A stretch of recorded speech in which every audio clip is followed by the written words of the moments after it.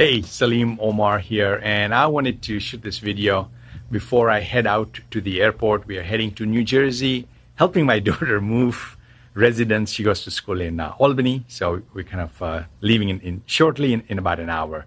Anyway, I wanted to shoot this video before I head out. The other day, I was having a meeting with my coaching members, and someone said, what are, like, Salim, if there were like 3 rules for success, what would they be? And you had heard me talk about mindset, so I want to talk about that, how important mindset is when it comes to success. And before I even share with you what the few things were that I shared with my coaching members the other day when it comes to success strategies, what is success? Success means different things to different people.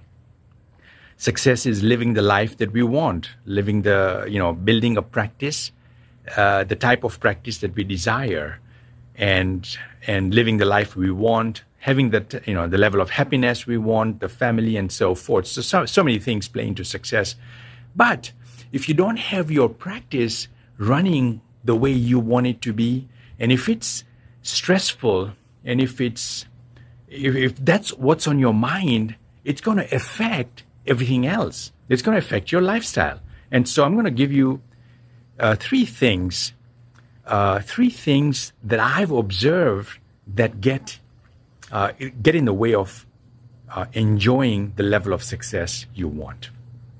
Number 1 is the rule of 72. And this often I share the rule of 72 with folks. And the rule of 72 is not the financial rule where you take 72 divided by the interest rate and it tells you how money is going to double or whatever. It's not that. The rule of 72 is taking action within 72 hours.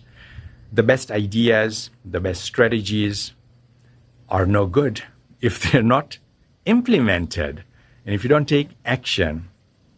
And so that's so important, is to take action. And the rule of 72 gives us a time frame when you need to take that action by. So within 72 hours, you want to start moving towards your goal.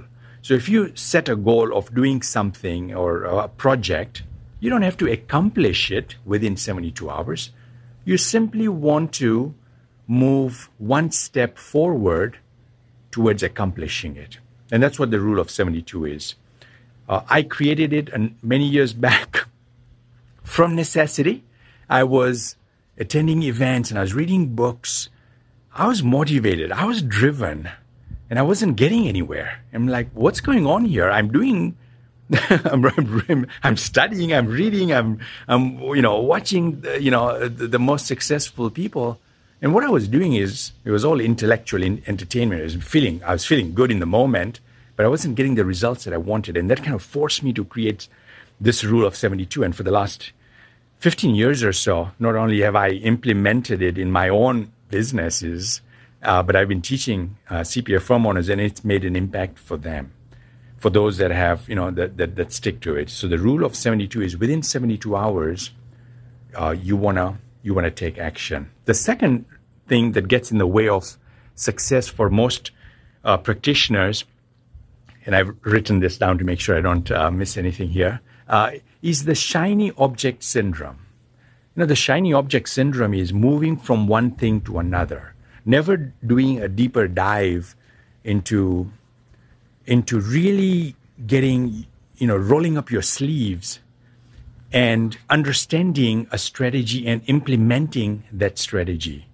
So if we are in the constant thing of chasing the next best thing, the next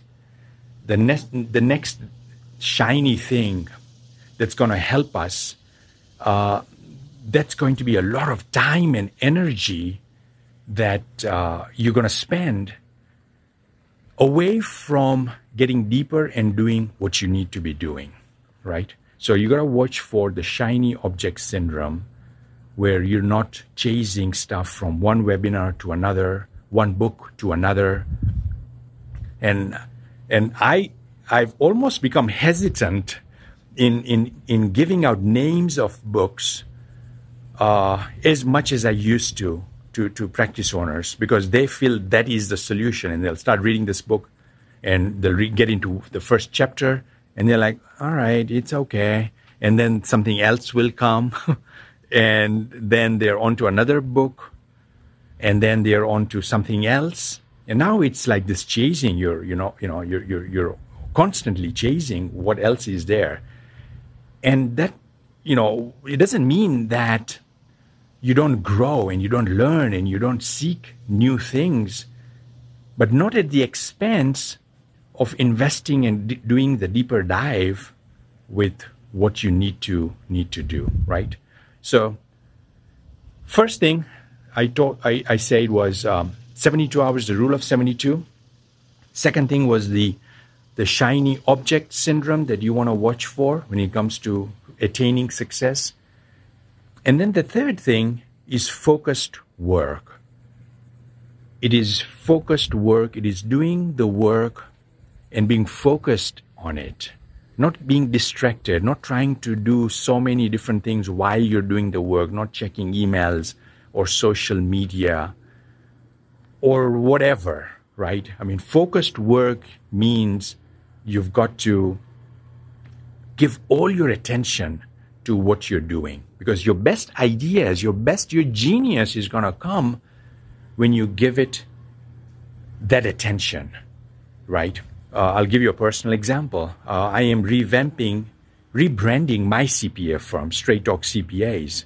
One of the things we're looking to do is becoming even more clear about who our target market is and what is the message that's going to resonate with them. So we're rewriting our story and we're rewriting the messaging on our homepage of our website. Tough work, right? To understand where is competition now, not 5 years back or 3 years back. Things have changed. And so to do a market analysis, see who's playing there and how well are they playing, what is their message, and what is the gap in the marketplace, and how does Straight Talk CPAs, my firm, want to show up in terms of positioning and in terms of our unique value prop. And then from that, it's creating the messaging for the homepage. Now, so this is a massive, I've got so many things. I run 3 companies. There's a lot to this. This is a big project. And when I talk about deep work or focused work, I'm